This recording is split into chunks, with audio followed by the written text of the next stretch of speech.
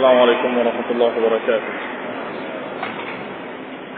إن الحمد لله نحمده ونستعينه ونستغفره ونعوذ بالله من شرور أنفسنا ومن سيئات أعمالنا. من يهده الله فلا مضل له ومن يضلل فلا هادي له، وأشهد أن لا إله إلا الله وحده لا شريك له، وأشهد أن محمدا عبده ورسوله صلى الله عليه وعلى آله وأصحابه والتابعين وتابع التابعين ومن تبعهم بإحسان إلى يوم الدين. يا أيها الذين آمنوا اتقوا الله حق تقاته ولا تموتن إلا وأنتم مسلمون.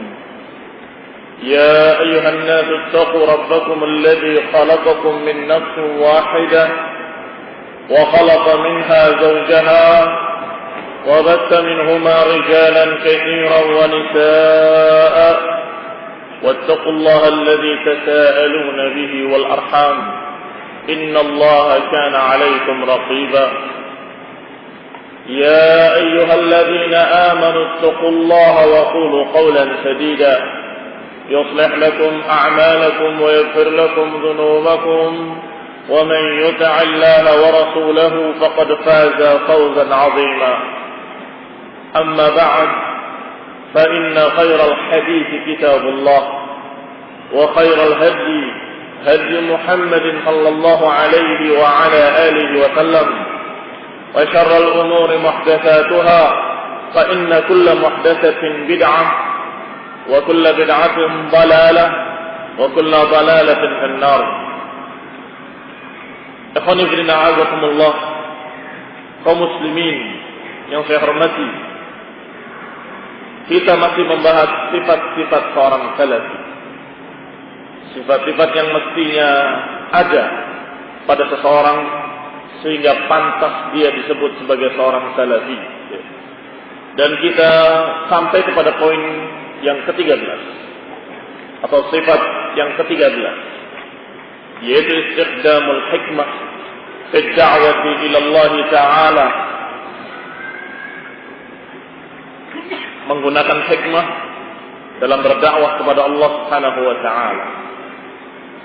Ini sifat penting yang kadang-kadang manusia lupa dengan sifat ini karena tertutup semangatnya. Semangatnya terlalu tinggi, akhirnya terburu-buru. Ketika terburu-buru, lupa dengan yang namanya hikmah. Padahal seorang pengikut salafus salih, seorang salafi adalah mereka-mereka yang melihat bagaimana dakwahnya para salafus salih dan melihat bagaimana hikmah mereka, bahwa mereka di dalam berdakwah menggunakan hikmah. Apa maknanya hikmah? Al-hikmah, kata penulis, hiya al-isabah fil aqwali wal af'al wa wad'u kulli shay'in fi mawdi'ihi. Yang disebut hikmah adalah ketepatan dalam berbicara dan dalam berbuat. Artinya ucapannya tepat, perbuatannya tepat, dan juga wad'u kulli syai'in fi mawdi'ihi, dan meletakkan segala sesuatu tepat pada tempatnya. Ini yang disebut hikmah. Artinya berarti yang bukan hikmah adalah dia menempatkan sesuatu tidak pada tempatnya, atau berbicara tidak tepat, tidak sesuai dengan sunnah, atau tidak sesuai dengan apa yang seharusnya diajarkan oleh Rasulullah SAW ketika itu. Ikhwani fillah, a'azakumullah, berarti hikmah itu dikatakan oleh penulis fataratan takunu linan wa hiya al-asl, wa taratan takunu shiddatan wa quwwah 'inda al-hajah. Maka yang namanya hikmah kadang dengan kelembutan-kelembutan, dan itu memang asalnya. Asalnya hikmah itu adalah dengan kelembutan. Wa taratan takunu shiddah, dan kadang-kadang dengan kekerasan. kadang-kadang dengan kekuatan. Kalau tepat waktunya. Kalau tidak tepat, maka bukan hikmah. Berarti kapan harus keras, kapan harus lembut, sesuai dengan apa yang diajarkan oleh Rasulullah Sallallahu Alaihi Wasallam. Dalam situasi seperti ini, Rasulullah bagaimana? Dalam mensikapi orang-orang bodoh, bagaimana Rasulullah SAW? Dalam mensikapi orang yang sudah tahu tapi menyelisihi, bagaimana sikap Rasulullah SAW? Kalau tepat, maka dia itu hakim, orang yang memiliki hikmah atau orang yang menggunakan hikmah. Fada'iyah kat-tabib, maka seorang da'i ilallah kat-tabib, seperti dokter. Yanzurul aslah lil marid, dia melihat mana yang paling tepat untuk si sakit. Ini orang bagusnya dikasih apa? Yani yang sesuai dengan penyakitnya. Kalau ternyata orang itu dalam keadaan sakit seperti ini, maka obatnya ini. Kalau seperti itu, obatnya lain. Orang ini disuruh untuk dikompres dengan air. Fa'abriduhu bil ma'. Ketika demam. Yang ini, awas, jangan kena air. Jadi yang benar itu kena air atau tidak kena air? Ya tergantung. Tergantung sakitnya apa. Demikian pula hikmah. Kalau dikatakan apakah hikmah itu harus lembut? Tidak mesti. Apakah hikmah itu harus keras? Juga tidak mesti. Berarti hikmah itu bagaimana? Kapan waktunya keras? Keras. Kapan waktunya lembut? Lembut. Itu hikmah. Maka Allah berarti seorang yang hakim, yang memiliki hikmah, itu berada di tengah-tengah antara dua golongan ekstrim. Golongan yang mengira bahwa hikmah itu harus lembut. Hikmah itu harus lembut. Kamu dakwah harus berhikmah. Tidak boleh dengan seperti itu. Harus berhikmah. Maksudnya apa Pak hikmah? Ya kita harus lembut kepada semua orang. Dan kalau ditempiling pipi kirimu, kasihkan pipi kananmu. Kalau dirampas sapu tanganmu, berikan jubahmu. Apa itu namanya hikmah? Sebaliknya, ada yang mengatakan salah. Yang namanya hikmah itu bukan lembut. Hikmah itu harus keras. Kalau enggak keras itu bukan hikmah namanya. Hikmah itu sikat, bakar, batai, bunuh. Saya senang dengan yang berbau kematian, kata Imam Samudra. Ini namanya hikmah. La haula wa la quwata illa billah. Kedua-duanya salah. Lantas mana yang benar? Yang benar adalah isabatul haq, isabatus sunnah, menepati sunnah dan menepati kebenaran dan tepat sikapnya. Kapan dengan lembut, kapan dengan keras. Berarti harus dibimbing. Naam, harus dibimbing dengan sunnah-sunnah Rasulullah sallallahu alaihi wa ala alihi wasallam. Wa bi kullin warada syara'. Dan pada masing-masingnya, yakni apakah sikap keras atau sikap lembut, dua-duanya diriwayatkan dalil-dalil. Dua-duanya diriwayatkan ayat, diriwayatkan hadis-hadis yang sahih. Bahkan di dalam ayat-ayat Al-Quran disebutkan masalah yang memerintahkan untuk lembut sangat banyak. Demikian pula perintah untuk perang juga banyak. Ini di sini suruh lembut, di sini suruh perang. Bagaimana? Ini kontradiksi? Tidak kontradiksi. Siapa yang berhak diperangi dan siapa yang disikapi dengan lembut? Siapa yang kita ucapkan dengan tegas dan siapa yang kita katakan kepadanya sabar, sabarilah, sabar kepadanya. Siapa? Ini ikhwanifidina azakumullah ternyata berbeda. Ikhwanifidina azakumullah, hukum asal dari hikmah memang lembut. Berarti yang keras atau dengan kekuatan itu ketika dibutuhkan. Berarti kalau penjajakan ini disikapnya dengan apa ini? Saya belum tahu. Kalau belum tahu, ya dijajak dari awal. Dari yang lembut. Assalamualaikum. Kamu kenapa kok demikian? Saya ini sayang sama kamu. Saya cinta kepada kamu. Kamu itu muslim, saya muslim. Dengan lembut. Sikapnya akan terlihat. Oh ternyata orang ini tidak pantas dikasih kelembutan. Next itu. Kamu Kalau tidak mau berhenti, Allah telah mengancammu dengan ancaman-ancaman. Ini bil bashir wa nadhir, dengan ancaman dan peringatan. Targhib wa tarhib, dengan ditakut-takuti neraka, ditakut-takuti dengan ancaman, ditakut-takuti dengan berbagai macam apa yang Allah ancamkan pada orang yang bermaksiat tadi, atau orang yang berbuat kejelekan-kejelekan tadi.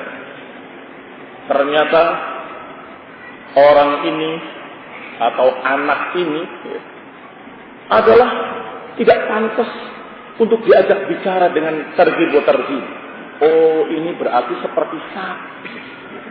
Berarti tidak bisa diajak ngomong. Kamu melakukan itu, saya pukul. Maka kamu pukul anakmu. Pukulan ghairu mubarrih. Loh, kok dipukul? Sudah. Penjajakannya sudah dari awal. Kedua, ketiga, naik. Oh, ini memang harus dipukul. Alladhi, orang yang cerdas. Yakfi bil isyarah. Cukup dengan isyarat. Langsung gitu. Tahan. Tangannya begini. Langsung berhenti dia perbuatannya. Alladhi yakfi bil isyarah. Kata pepatah. Orang yang cerdas cukup dengan isyarat saja ngerti. Tapi al-jalid la budda min al-'asa. Orang yang dungu, orang yang tidak bisa paham omongan harus dengan tongkat. Harus dengan semeti. Baru jalan. Oh iya. Baru paham dia. Belum keluar penjalin tongkat, belum mau jalan. Ini qul a'udzubillah. Berarti hukum asalnya apa?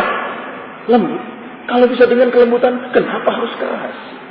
Kalau bisa dengan berbagai macam ucapan-ucapan yang lembut, kenapa harus dikerasi? Kenapa harus dikasari? Ikhwan fillah a'udzubillah. Kelembutan ini adalah perkara yang mulia. Diriwayatkan di dalam Sahih Muslim dari hadis Aisyah radhiyallahu taala anha, Rasulullah sallallahu alaihi wa ala alihi wasallam mengatakan, "Innar rifqa la yakunu fi syai'in illa zanah wa la yanza'u min syai'in illa syanah." Sesungguhnya kelembutan itu tidaklah ada pada sesuatu kecuali sesuatu itu jadi indah. Dan tidaklah kelembutan ini tercabut dari sesuatu kecuali sesuatu itu jadi jelek. Syan. Demikian kata Rasulullah sallallahu alaihi wa ala alihi wasallam dalam riwayat Muslim, bahwasanya kelembutan itu ada pada sesuatu maka sesuatu jadi indah. Tetapi kalau hilang kelembutan itu maka sesuatu tadi jadi jelek. Jadi gambarnya jelek sekali dan tidak disukai orang. Makanya qanifidina azakumullah, dakwah dengan lembut sering makbul di kalangan masyarakat, sering diterima oleh masyarakat. Walaupun ternyata yang dibawa kesesatan, yang dibawa kesesatan sufi, tapi dibawakan dengan lembut, dengan sopan, maka mudah diterima. Orang banyak yang tertipu. Tetapi qanifidina azakumullah, kalau sikap yang kasar, orang awam itu belum nilai dan belum bisa menghitung ini dalilnya benar atau salah, hujahnya benar atau salah, belum bisa mereka. Yang bisa mereka lakukan adalah inilah orang baik atau orang jahat. Gitu. Wah, ini orang jahatnya tiba-tiba ngamuk-ngamuk. Saya tiba-tiba dicongklokkan. Ini siapa ini? Orang awam akan menilai dari sikapnya. Ini orang lembut, masya Allah. Ini orang kasar. Maka yang disukai yang lembut. Yang kasar tidak disukai oleh orang awam yang tidak mengerti kecuali masalah sikap. Maka qanifidina azakumullah, dakwah yang dibawa oleh salafiyin ahlus sunnah wal jamaah adalah dakwah hak. Dakwah yang dibawa oleh kita ahlus sunnah adalah dakwah tauhid, dakwah sunnah, dakwah yang mulia. Maka sampaikanlah dengan mulia pula, sampaikanlah dengan hikmah, sampaikanlah dengan lembut, dengan kasih sayang. Kita mengingatkan kaum muslimin karena permusuhan atau karena sayang. Kalau karena sayang, buktikan kalau kamu itu sayang pada mereka. Maka ucapannya ucapan yang lembut, sikapnya sikap membantu, sikap kepada mereka dengan sikap yang baik. Orang-orang awam butuh bimbingan, butuh ilmu, butuh dinasehati. Maka harus kita sikapi mereka dengan nasihat-nasihat yang lembut, dengan hikmah. Maka akan jadi indah. dakwah ini akan jadi indah kalau ada kelembutan padanya. Dan akan jadi jelek ketika kelembutan itu tercabut, hilang. Ikhwan fillah azakumullah. Wa bilafaz, di dalam lafaz lain dikatakan oleh Rasulullah sallallahu alaihi wa ala alihi wasallam, man yuhramur rizq yahramul khair. Siapa yang terhalang dari kelembutan, maka dia terhalang dari kebaikan. Subhanallah. Rasulullah sallallahu alaihi wa ala alihi wasallam masih dalam riwayat Muslim menyatakan bahwa seseorang yang tidak bisa lembut, orang yang terhalang dari kelembutan, itu adalah orang yang terhalang dari kebaikan-kebaikan. Berarti kelembutan adalah sikap yang sangat mulia, sifat yang sangat baik. Ikhwan fillah azakumullah. Satu orang adalah orang yang lembut, penyayang, sangat kasih kepada manusia. Terus terkenal lembut sampai suatu saat dia marah.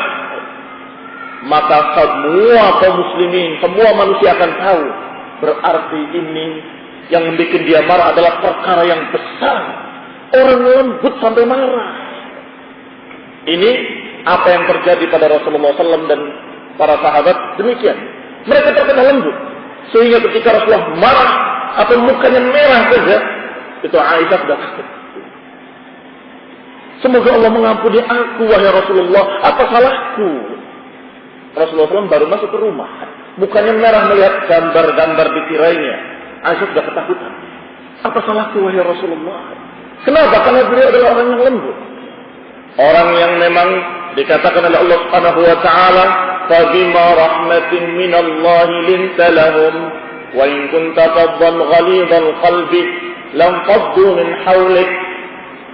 Sungguh karena rahmat dari Allah lah engkau menjadi orang yang lembut, linta lahum, menjadi orang yang lembut kepada mereka. Walau kunta faddan ghalidhal qalbi, kalau engkau adalah orang yang kasar, yang keras hati, lam faddu min hawlik, niscaya mereka akan lari dari kamu, menjauh dari kamu. Bahkan diriwayatkan pula oleh seorang sahabat yang pernah belajar dari Yahudi, aku mendapatkan dari buku Yahudi, dari kitab mereka, bahwa Nabi yang akan datang itu adalah bukan sokhabu fil aswaq. Sokhab fil aswaq artinya orang yang tukang cerit-cerit atau orang yang tukang berbicara dengan suara yang kasar dan jelek di pasar.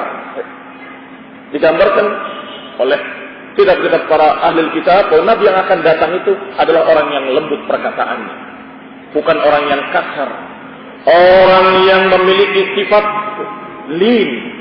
Yang Allah katakan, "Fabima rahmatin minallahi lintalah." Karena rahmat dari Allah lah engkau menjadi orang yang lembut kepada mereka. Walau kunta faddan ghalidhal qalb, kalau engkau adalah orang yang keras hati, orang yang kasar, lam faddu min hawlik, niscaya mereka akan lari dari kamu.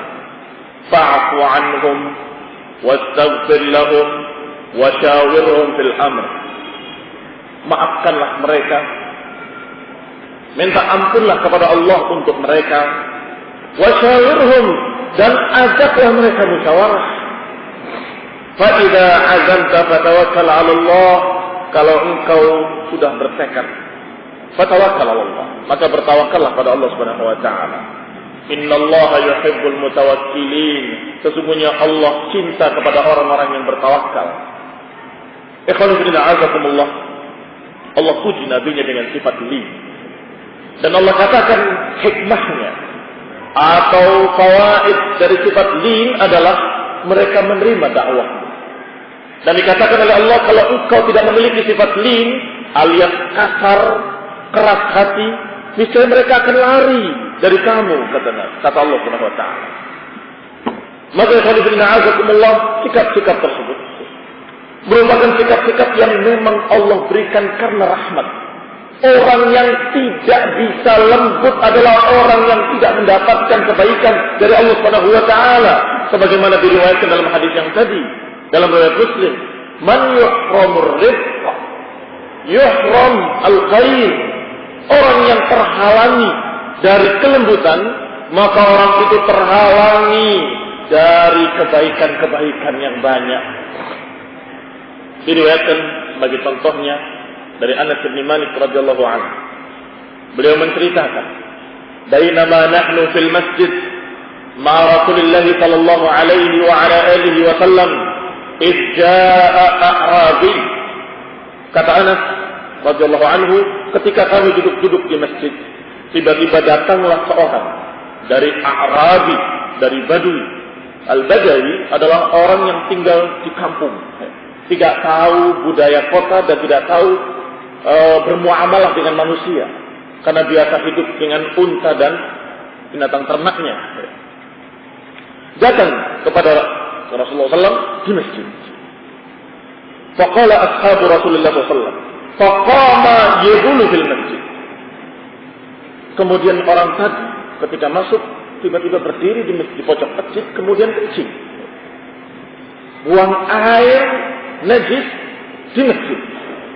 Maka para sahabat Rasulullah SAW semuanya mengatakan mah, yakni berhenti, jangan. Mereka melarangnya dan mereka menghardiknya. Kemudian Rasulullah SAW mengatakan kepada mereka, da'u, la tuzrimu, biarkan dia. Jangan tuzrimu. Kalimat isram, la tuzrimu, maknanya adalah jangan putuskan kencingnya, biarkan sampai tuntas. Kemudian setelah selesai, qala da'ahu faqala lahu. Rasulullah memanggil si A'rabi tadi, dan kemudian mengatakan kepadanya, inna hadzal masjid la tasluh li syai'in minal baul. Sungguh masjid ini tidak pantas untuk buang air, walal qadar, dan tidak pantas pula untuk kotoran-kotoran. Innama hiya li dzikrillahi was salati wa qiraatul Qur'an. Sesungguhnya ini tempat untuk zikir pada Allah, untuk membaca Al-Qur'an, untuk salat. Ikhwan fillah azakumullah. Dinasihati oleh Rasulullah SAW dengan lembut.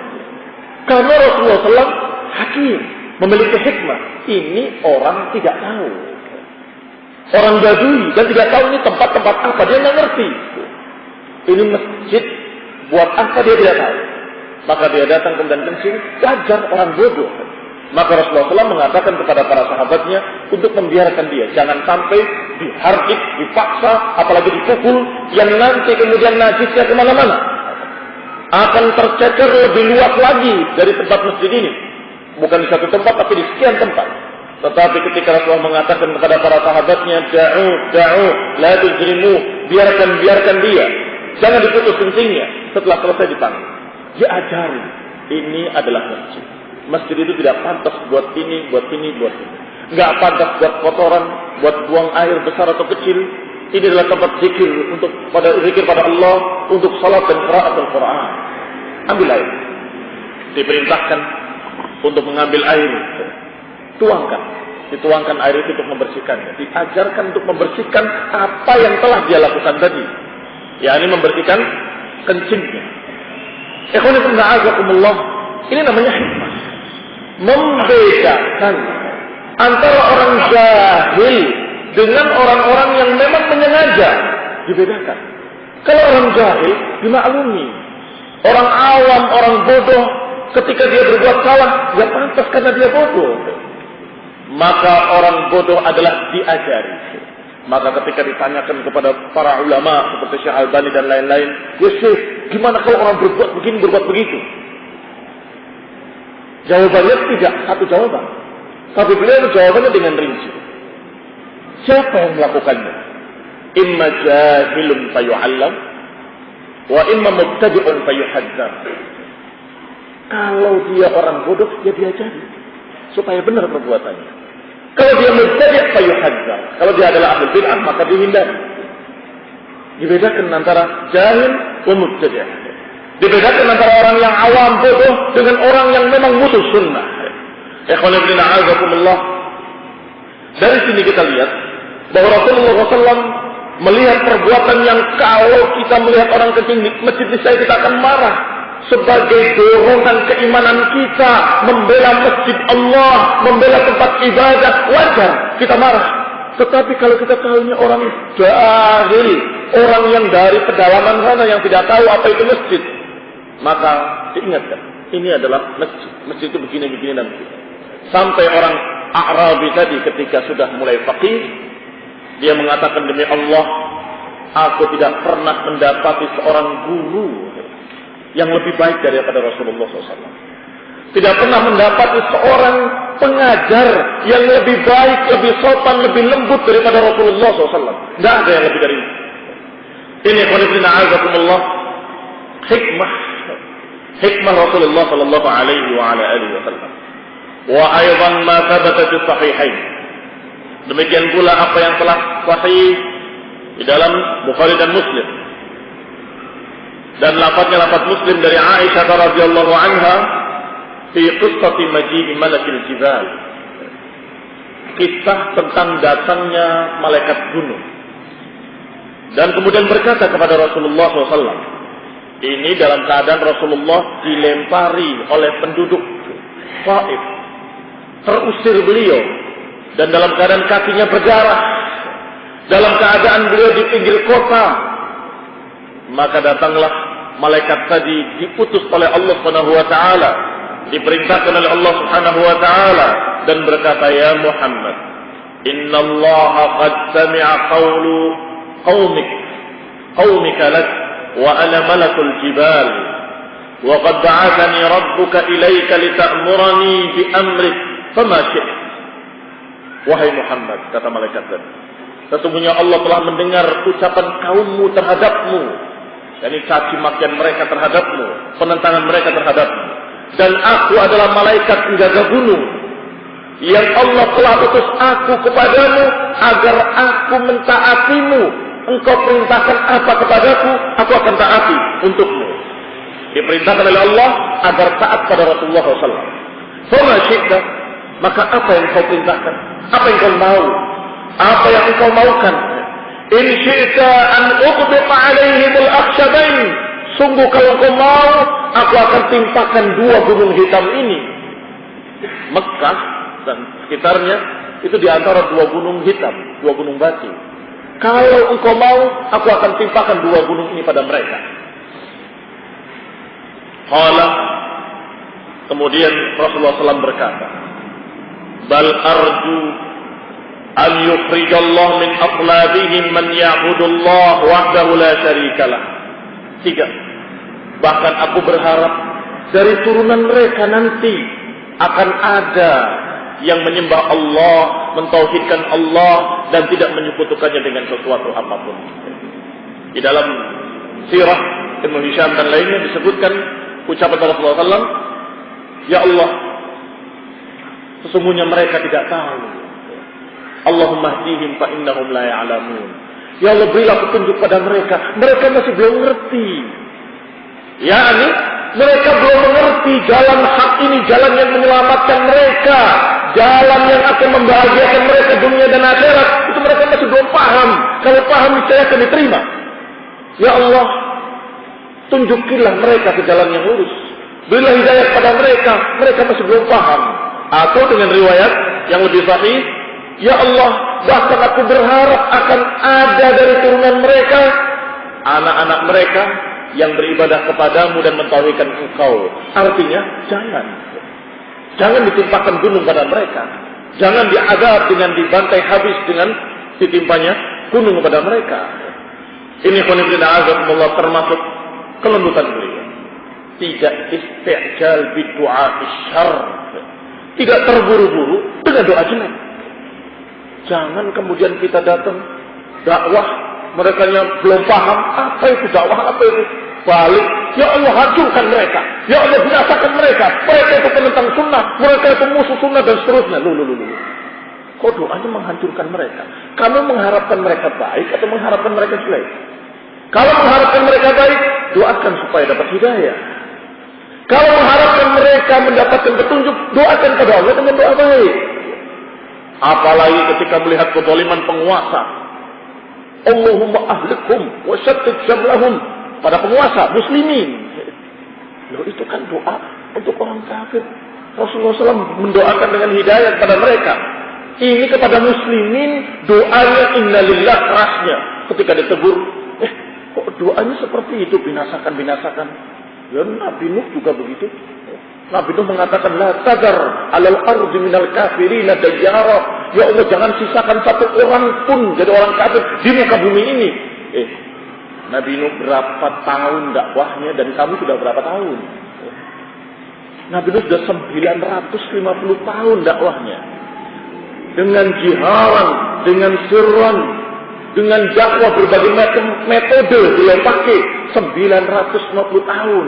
Pantas mengatakan, ya Allah, jangan sisakan satu orang kafir pun di muka bumi ini. Pantas. Lah kamu baru 1 jam setengah nyampaikan pada mereka, kemudian mengatakan semoga Allah binasakan mereka karena diusir dari masjidnya. La haula wala quwwata illa billah. Ikhwan fillah, azakumullah. Kita ucapkan seperti ucapan Rasulullah SAW, Allahumma hdihim fa innahum la ya'lamun. Ya Allah, berilah petunjuk kepada mereka. Mereka masih belum paham. Mereka masih belum ngerti. Kalau saja mereka tahu jalan Shiratal Mustaqim, jalan yang lurus, jalan salafus saleh adalah jalan yang hak, jalan yang menyelamatkan mereka, niscaya mereka akan mau. Siapa yang tidak mau diajak kepada kebaikan? Karena tertutup dengan berbagai macam syubhat-syubhat, maka nggak kelihatan. Ini jalan-jalan jelek. Loh, dari mana kamu tahu ini? Yang dilihat syubhat-syubhatnya, tidak dilihat kebenaran jalan tersebut. Yang didengar adalah ucapan-ucapan syubhat. Mereka itu tidak pernah bersalawat kepada Nabi. Mereka itu adalah Wahabi. Mereka itu adalah yang akhirnya dia tidak bisa mendengar yang sebenarnya. Ketika datang, diusir.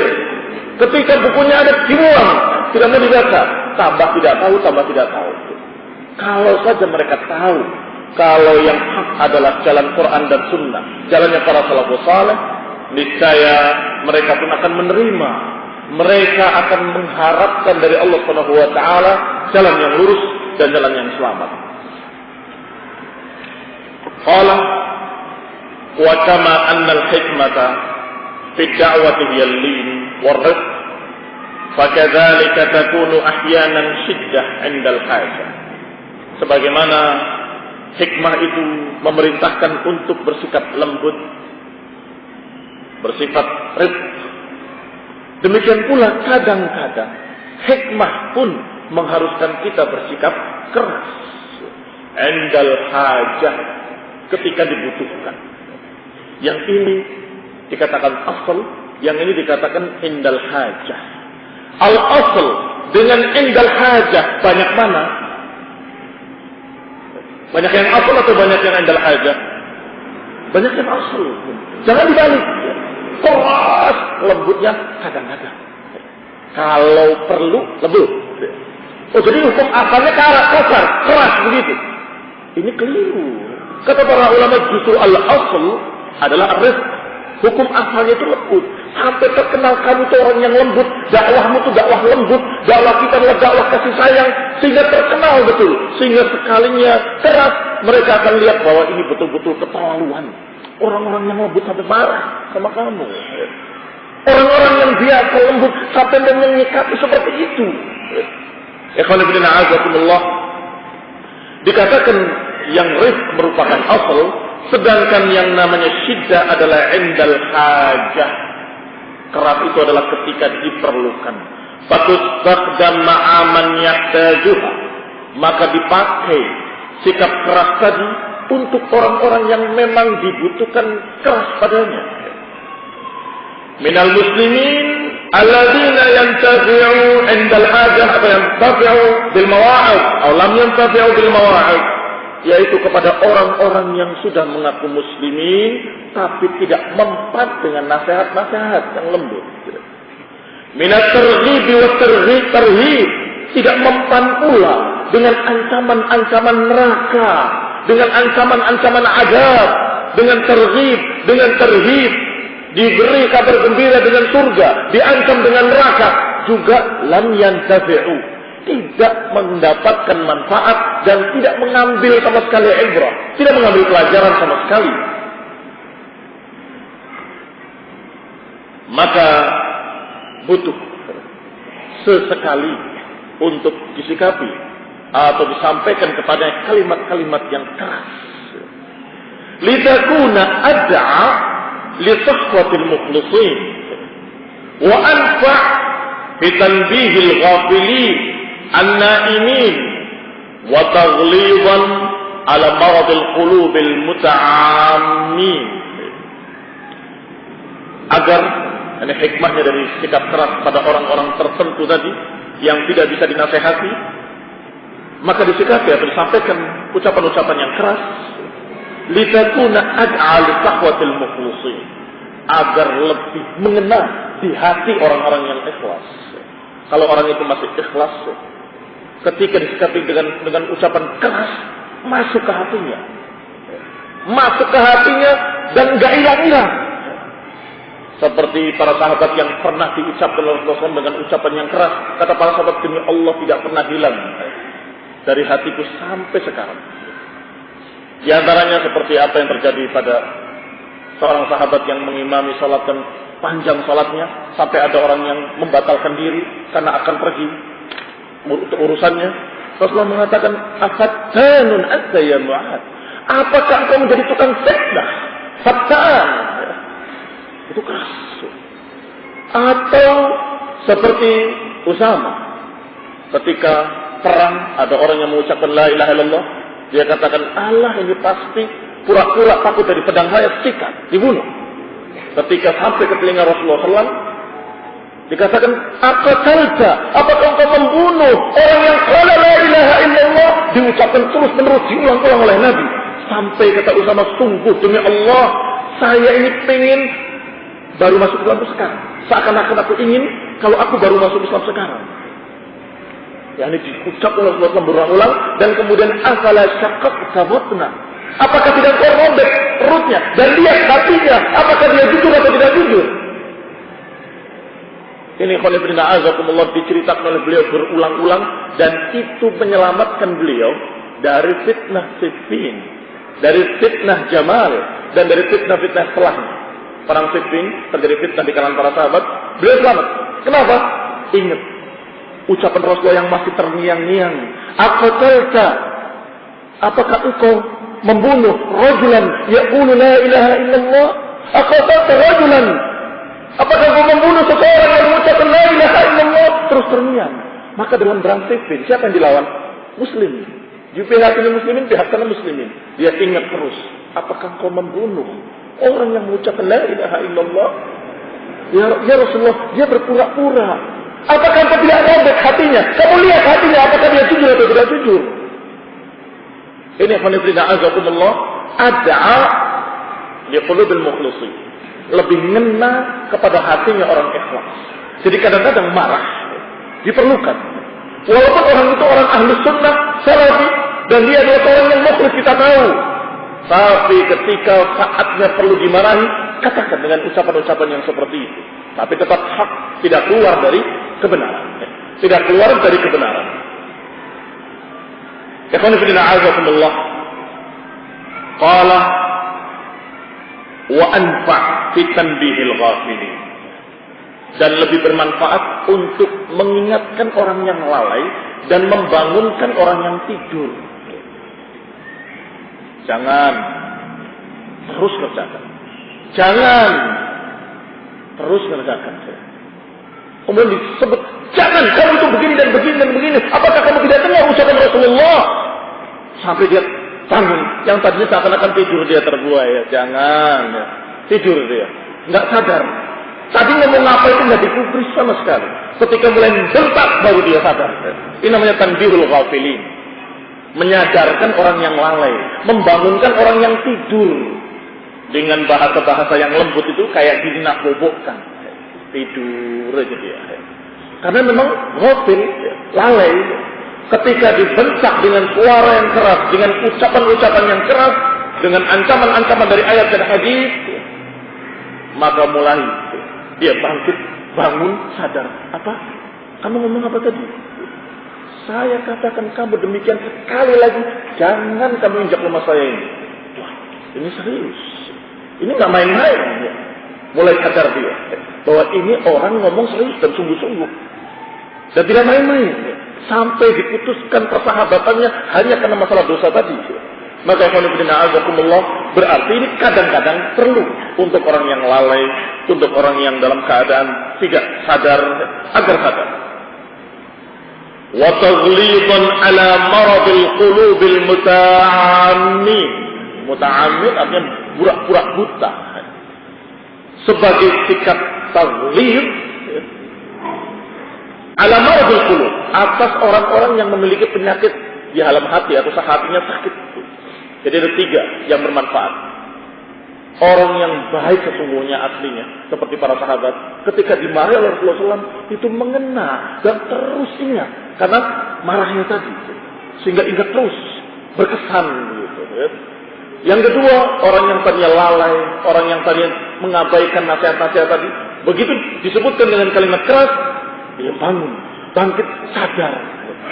Yang ketiga, kalau memang orang itu berpenyakit hati atau memang hatinya memang rusak, fi qulubihim zaid, maka ucapan keras kita itu untuk pukulan buat mereka.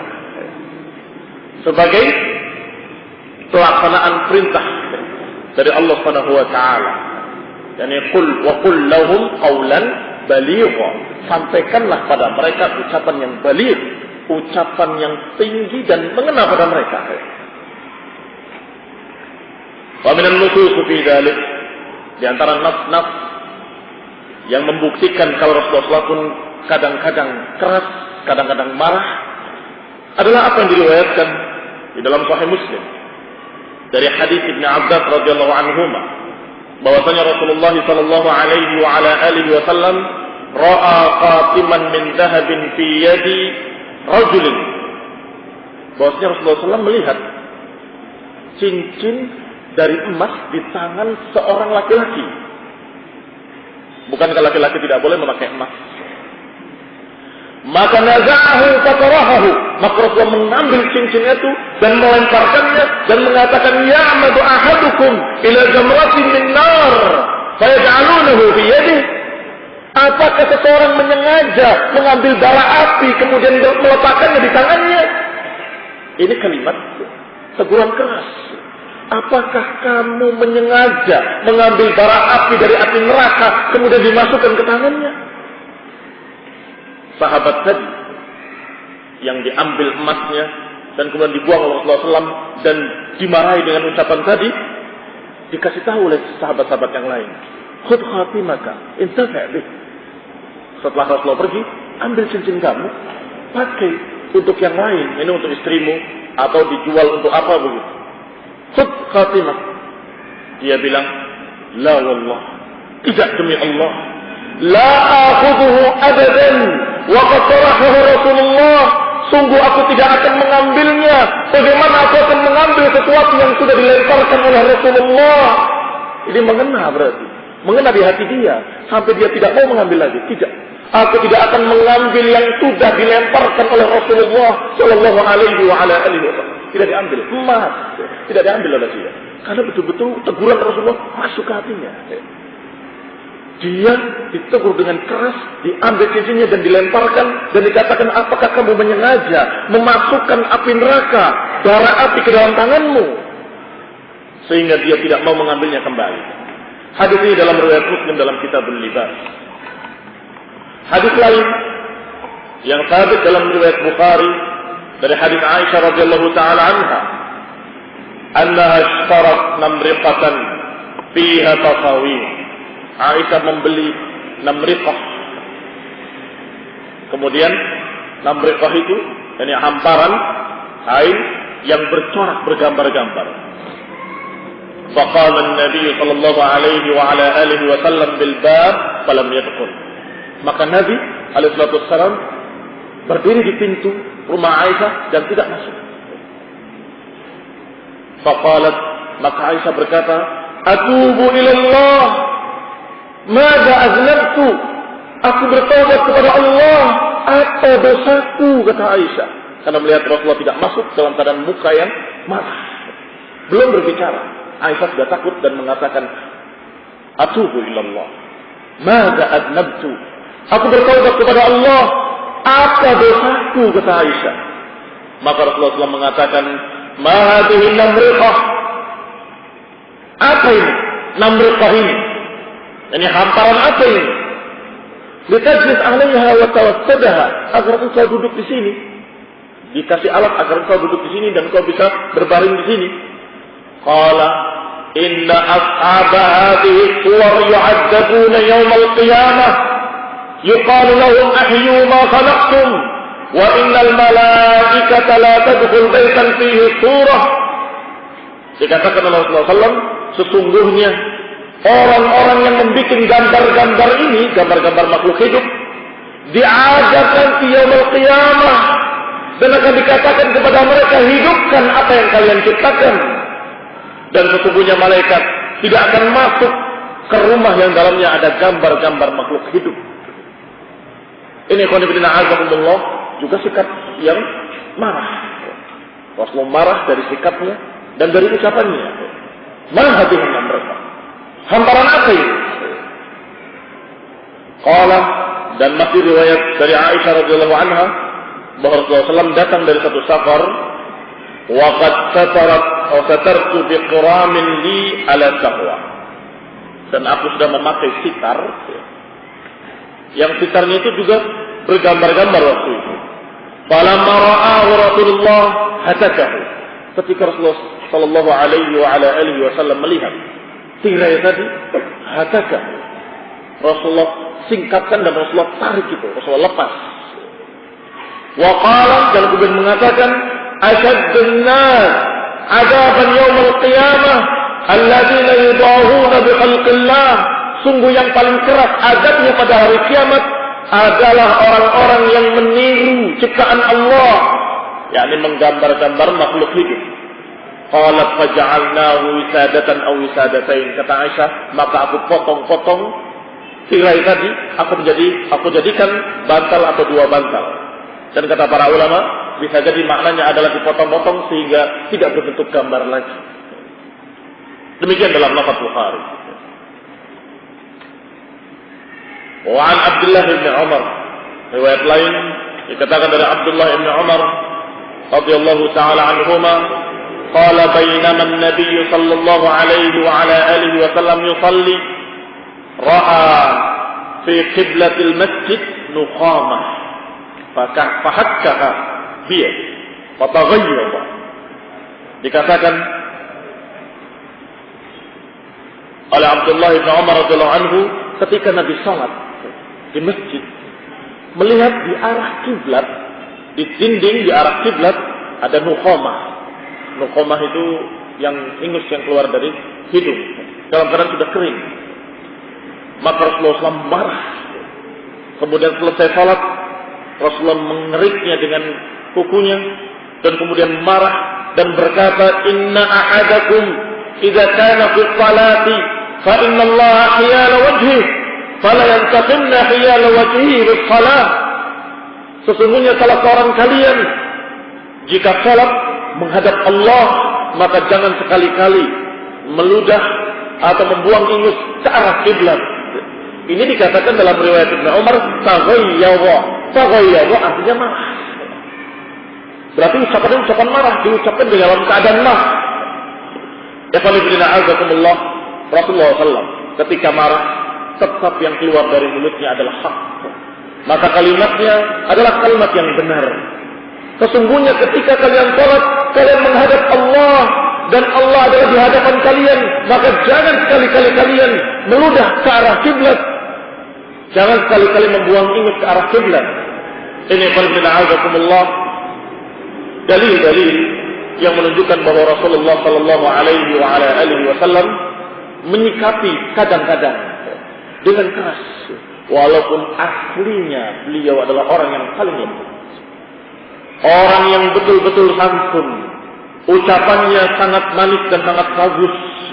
Orang-orang yang mendengar ucapan Rasulullah semuanya cinta kepada Rasulullah SAW. Ketika bertemu dengan Rasulullah SAW sebelum berbicara, yang ada adalah wibawa. Ini kata para sahabat ketika mensifati Rasulullah, bahwa ketika Rasulullah SAW itu dalam keadaan belum berbicara, semua orang dalam keadaan melihat Rasulullah SAW sangat wibawa, sehingga takut mereka untuk memulai berbicara. Tapi ketika Rasulullah berbicara, maka mereka semuanya cinta kepadanya karena ucapannya sangat lembut. Ucapannya betul-betul sangat membuat orang lain cinta kepadanya. Ikhwan fillah a'azakumullah, berarti hikmah itu adalah hukum asalnya memang dengan lembut, tapi kadang-kadang hikmah mengharuskan kita untuk marah. Yang kalau tidak marah ketika itu malah bukan hikmah namanya. Ketika di tempat yang harusnya dia marah, dia tidak marah. Ya enggak apa-apa, itu kan pendapat dia. Loh, ini bukan urusan pendapat-pendapat, ini urusannya maksiat. Ya itu kan dia, bukan kita. Enggak apa-apa. Loh, hadhihi bid'ah, muhdatsah, dalalah. Ya, kita kan nata'awan fima ittafaqna wa nata'dir ba'duna ba'dan fima ikhtalafna. Kita saling menghormati apa yang kita berbeda. Ini qanifina azakumullah. Kita melihat bahwa yang demikian kita pertanyakan dengan tanda tanya besar. Kamu menyikapi yang demikian kepada siapa? Dan atas dasar apa? Rasulullah menyikapi orang di masjid, yang kencing di masjid, dengan lembut. Baik, itu orang jahil. Orang yang memang tidak mengerti. Imma jahilun fayu'allam. Kalau orang bodoh, ya diajari memang. Tapi kalau orang itu adalah orang yang memang sudah mengerti ilmu dan sudah ditegur bahkan sudah sekian kali, kemudian dia mengatakan, wah walaupun hadisnya sahih, tapi saya lebih memilih ucapan dokter kafir daripada hadis Bukhari. Apakah kita katakan bahwa kita harus lembut padanya? Begitu. Atau kita katakan kepada dia, apakah engkau menjadi tukang fitnah? Apakah engkau akan membuat sesat umat? Apakah engkau akan mengajak manusia kepada prinsip Mu'tazilah? Tentunya yang kedua ini yang harus kita ucapkan untuk menyelamatkan kaum muslimin yang lain. Berarti dalam rangka juga hikmah. Ikhwan fillah a'azakumullah. Saya cukupkan sampai di sini dulu. Wassalatu taufiq wal afiyah. Selebihnya bisa dengan pertanyaan-pertanyaan kalau ada.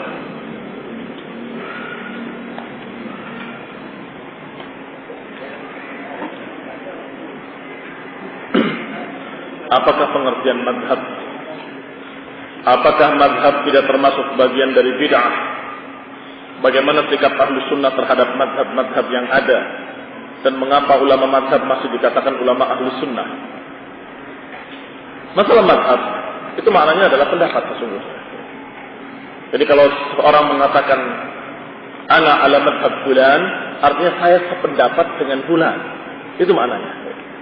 Sehingga perkara yang demikian kalau sebatas kita memahami Quran dan Sunnah dengan pemahaman saleh, pemahaman salafus saleh, dan kemudian di antara mereka para ulama dari ulama yang mengikuti salaf ada perbedaan, kemudian kita mengatakan saya lebih cenderung kepada pendapatnya fulan, itu perkara yang wajar.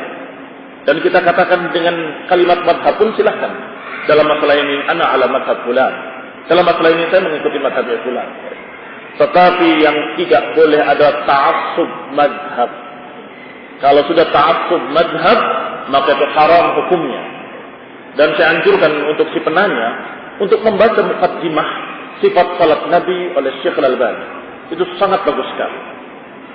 Dibahas oleh beliau secara detail ya, perbedaan orang yang mengikuti sunnah dan taklid kepada imam-imam madhab. Karena imam-imam madhab itu sendiri, mereka masih ahlu sunnah dan tidak pernah mengajarkan taklid. Enggak pernah mengajarkan kepada kaumnya, kepada muslimin, bahwa ikutlah saya, kalau tidak ikut saya maka kamu akan sesat. Tidak ada. Semuanya mengatakan sunnah, ikuti hadis. Idza sahal hadis bahwa madhabi. Sehingga kita masih sebut mereka sebagai tokoh-tokoh ulama ahlus sunnah. Karena yang diajarkan sunnah. Dan didukung pula dalam tulisan Syekh Al-Albani rahimahullah, ucapan-ucapan para ulama tadi, ucapan Imam Ahmad, ucapan Imam Syafi'i, bahkan ucapan Abu Hanifah, ucapan Imam Malik, disebutkan semuanya. Ternyata mereka seluruhnya mengajarkan kepada kita, ikutilah hadis, ikutilah sunnah Rasulullah, jangan taklid kepadaku, jangan ikuti pendapatku kalau belum tahu dalilnya, jangan ambil mazhabku kalau kamu tidak tahu dalil-dalilnya, jangan ambil ucapanku, jangan ambil pendapatku kalau tidak tahu dalil-dalilnya. Maka ambil sunnah yang aku ajarkan kepada kalian. Ini menunjukkan kalau mereka semuanya adalah ahli sunnah. Nah, sehingga yang haram adalah taklid mazhab.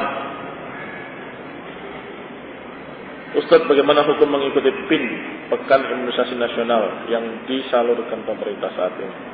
Ada bagaimana hukum? Nah, wallahu alam, yang saya dengar dari beberapa fatwa ulama adalah membolehkan perkara pengobatan yang halal atau perkara yang berkaitan dengan kesehatan. Apakah termasuk darurat seorang wanita akhwat yang melahirkan dengan bantuan dokter laki-laki atau dengan bantuan bidan tapi di sisinya ada dokternya? Ya tergantung keadaannya. Apakah sudah darurat atau belum? Kalau tidak bisa dihindari namanya darurat. Tapi kalau bisa dihindari tapi memilih yang itu, maka itu adalah tidak sampai darurat dan itu haram hukumnya.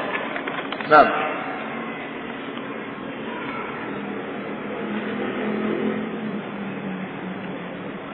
apakah menyiarkan kabar kematian itu dilarang? Yang dilarang adalah na'i. Na'i itu mengumumkan kematian. Apakah melalui koran-koran telah meninggal dengan tenang, padahal Cina telah meninggal, telah wafat. Kalau lapor muslimnya innalillahi wa inna ilaihi raji'un, atau di mimbar-mimbar atau di mikrofon-mikrofon masjid, itu haram. Tetapi kalau memberitahu itu tidak sama dengan pengumuman. Demikian sepengetahuan saya demikian. Sehingga kalau memberitahu anaknya orang tua mau meninggal, itu bukan pengumuman. Yang namanya pengumuman adalah diumumkan secara umum. Orang yang berkait, orang yang tidak berkait ikut dengar semua. Inna lillahi wa inna ilaihi raji'un. Telah meninggal dunia Fulan bin Fulan. Siapa itu? Saya nggak kenal. Nah, itu yang jelas dikatakan sebagai kebid'ahan adalah mengumumkannya di mimbar-mimbar masjid atau mikrofon-mikrofon masjid.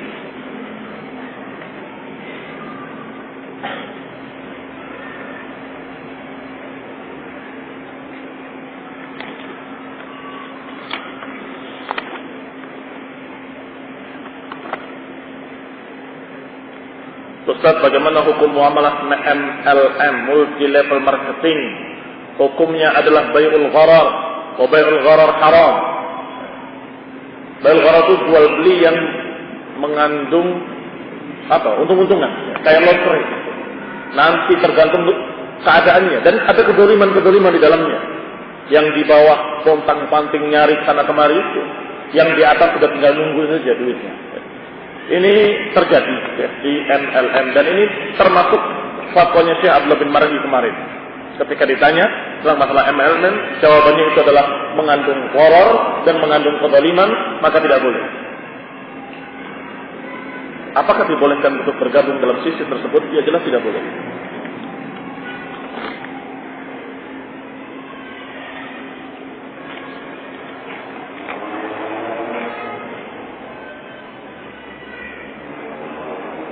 Bagaimana menjual produk yang ada gambar makhluk hidupnya, misalnya sampo dan sebagainya. Yang kita tanyakan atau yang hukumnya berkait adalah dengan barang yang dijual, yaitu samponya. Sehingga masalah gambarnya bisa dihindari dengan berbagai macam cara. Kalau yang tampak di luar dus, maka kita tutup. Adapun yang di dalam urusan pembeli nanti, begitu. Sebagaimana apa yang terjadi di tempat Masyayikh, ada artinya tempat ulama di Saudi demikian, yang dipajang-pajang saja, yang ditutup-tutup itu. Adapun yang dalam dus tidak terlihat urusan yang beli nanti. Tetapi yang terpampang, terpajang, kamu tutup semuanya. Karena hukum asalnya adalah menjual sampo, bukan menjual gambar. Wattaqullaha mastata'tum, bertakwalah kepada Allah sebisa-bisanya. Apakah orang Islam yang bertauhid dan nanti mati, kalau mati masuk surga, kemudian bertemu dengan Rasulullah SAW? Nah, ketika seorang atau para sahabat bertanya kepada Rasulullah SAW, apakah kami nanti di surga bertemu engkau wahai Rasulullah? Maka Rasulullah mengatakan al-mar'u ma'aman ahad. Seseorang bersama dengan orang yang dicintainya. Jadi kalau kita cinta kepada Rasulullah SAW, kita berharap Allah menggabungkan kita dengan Rasulullah sallallahu alaihi wasallam. Al-mar'u ma'a man ahab. Karena seorang akan digabungkan oleh Allah dengan orang yang dicintai.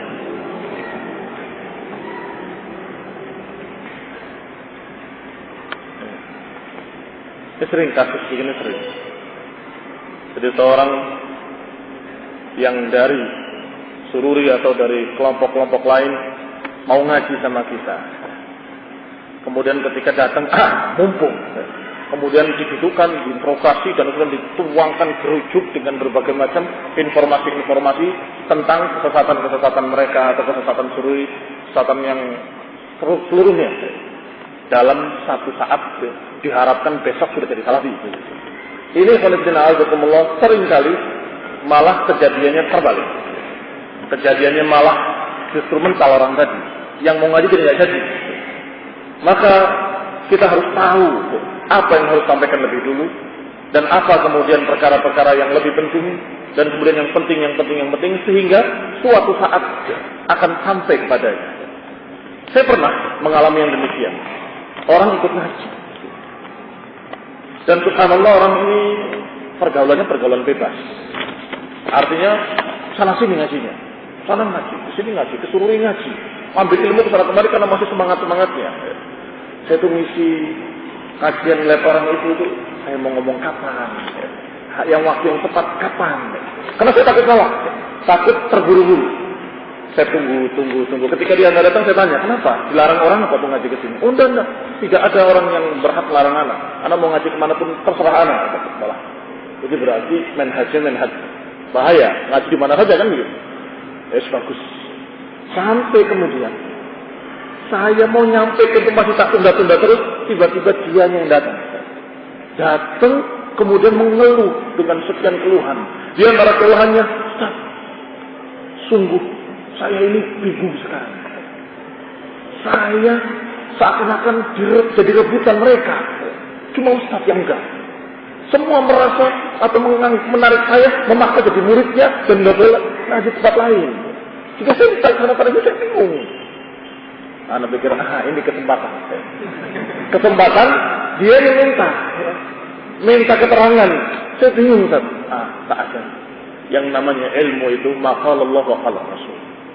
Yang namanya ilmu adalah Quran Sunnah dengan dipahami oleh pemahaman salafus saleh, para sahabat. Kemudian terus kita turunkan pada para ulama. Dan sampai kita katakan ustaz-ustaz yang kamu datangi harus kamu pilih. Jangan semua ustaz kamu datangi, ustaz yang memegang Quran dan Sunnah dan mengerti pemahaman salafus saleh. Bahasanya pun masih begini, tidak mengatakan kamu jangan ngaji kecuali sama saya. Enggak begitu saya katakan. Saya katakan dengan ilmu. yakni Quran Sunnah dengan pemahaman salafus saleh. Nanti kan dia akan tanya lagi, sekarang siapa Ustaz? Ini mulai. Baru pulang. Itu Ustaz pulang bagus, Ini khonibdina azakumullah, kalau kita itu menyampaikan ilmu, dia itu akan mulai tambah ilmunya, tambah tanya, semakin tahu. Tapi kalau saja kita awal sudah dikatakan jangan ngaji sama sana, jangan ngaji sama sini, bisa jadi dia akan mengatakan kita sama dengan mereka. Saya ditarik seorang rebutan saya. Oh, bangga sekali jadi rebutan orang. Semua menyatakan ngaji sama saya jangan ngaji sama mereka. Ini khonibdina azakumullah berarti juga harus dengan hikmah. Kapan saatnya harus tepat. Ketika kita sudah merasa menyampaikan yang terpenting, baru kemudian yang bawah. Ketika kita merasa sudah cukup menyampaikan yang terpenting, maka kita sampaikan yang berikutnya. Jangan sampai tanaman yang sudah mulai tumbuh ini dirusak oleh yang lain, maka kita pajari. Hati-hati. Irham dzakiratan. Sayangi otakmu. Sayangilah otakmu. Kamu akan jadi rusak kalau semua ilmu kamu ambil dari filsafat, kamu ambil dari syiah, kamu ambil dari ini, kamu ambil. Akhirnya kamu jadi tong sampah. Rusak di sini. Ini khonibdina azakumullah juga perlu kehati-hatian. Yani perlu kesabaran dan perlu hikmah. Apa yang harus kita sampaikan lebih dulu dan mana yang kemudian di belakangnya.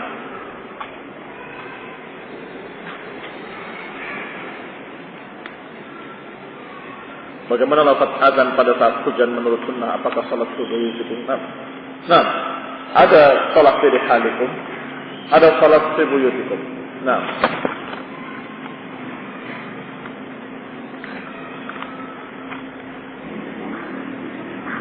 salah satu uzur orang untuk tidak ke masjid atau tidak wajib ke masjid adalah hujan. Tolong jelaskan hujan yang bagaimana. Tolong jelaskan sebab ada yang namanya hujan gerimis. Yang namanya hujan, kalau fuqaha menyebutkan bahwa hujan yang dimaksud adalah hujan al-muballil, hujan yang membasahi pakaian. Seperti Syekh Ibnu Utsaimin ketika saya di sana, beliau memberikan qaid bahwa yang dimaksud hujan al-matar adalah al-muballil lisiyab, yang membasahi pakaian. Tapi para ahlul hadis menyebutkan secara am, secara dohirnya hujan, maka hujan kayak apapun itu adalah udur. Bahkan hujan yang lebat kemudian berhenti, kemudian datang waktu sholat dalam keadaan masih becek, itu pun masih udur buat dia, karena udurnya masih gangguan hujan. Berarti intinya adalah adza yang disebabkan oleh hujan. Wallahu ta'ala alam. Adza itu gangguan yang disebabkan oleh hujan.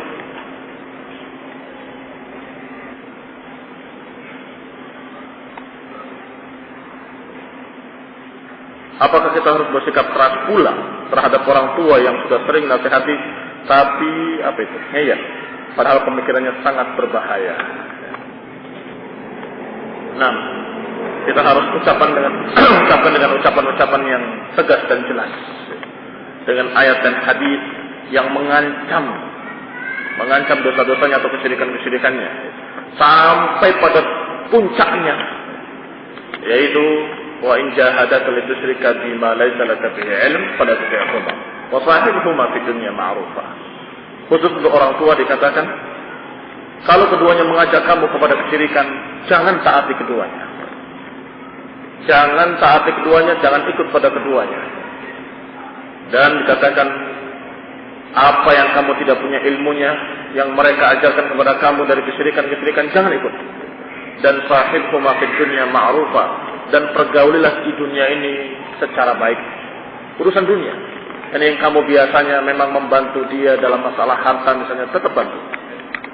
Ini misalnya ma'isyahnya, biasa kamu yang memberikan, tetap berikan. Kamu yang biasa membantu menuntunnya, bantu. Sa'ad bin Abi Waqqas sampai menggendong ibunya yang musyrik, digendong, disuapin makannya. Kemudian tidak mau makan, tidak mau. Sampai kamu keluar dari agamamu, saya mau makan. Bingung dia, karena sayang sekali dengan ibunya. Bingung, tanya kepada Rasulullah SAW, turun ayat tadi. Untuk wa in jahadaka litusyrika ma laysa laka bihi ilm, kalau keduanya mengajak kamu kepada kesyirikan yang memang tidak ada ilmunya padanya, maka jangan taati keduanya, tapi pergaulan di dunia dengan baik. Maka telah mendapatkan dalil, dia datang kepada ibunya dan mengatakan, sungguh, walaupun kamu tidak mau makan, mogok makan sampai mati, kemudian hidup lagi, mogok lagi, mati lagi, hidup lagi, mogok terus begitu berulang-ulang sampai 10 kali nyawa, saya tetap tidak akan keluar dari agamaku. Ini tegas pada tegas, keras. Wahai ibu, ketahuilah, ini masalahnya adalah jin. Saya tidak akan keluar, kamu mau tidak makan sampai kapanpun, sampai mati sekalipun saya nggak akan keluar. Bahkan kalau diberi nyawa 10 dan keluar satu persatu, saya nggak peduli. Tidak akan keluar dari agama ini. Ibunya melihat ketegasan anaknya, kalau gitu percuma. Puasa, makan lagi. Ketika makan lagi, disuapi lagi, dan digendong kembali ke kamar mandi dan seterusnya. Padahal masih musyrikah. Ini yang dikatakan wa sahibuhuma fid dunya ma'rufa. Ya, caranya menasihati, sampaikan assalamualaikum, kemudian ucapkan kalau tidak sampai, belum waktunya, dan terangkan dengan dalil-dalil. Kenapa? Wallahu ta'ala alam. Subhanakallahumma wa bihamdika, la ilaha illa anta, astaghfiruka wa atubu ilaik. Assalamualaikum warahmatullahi wabarakatuh.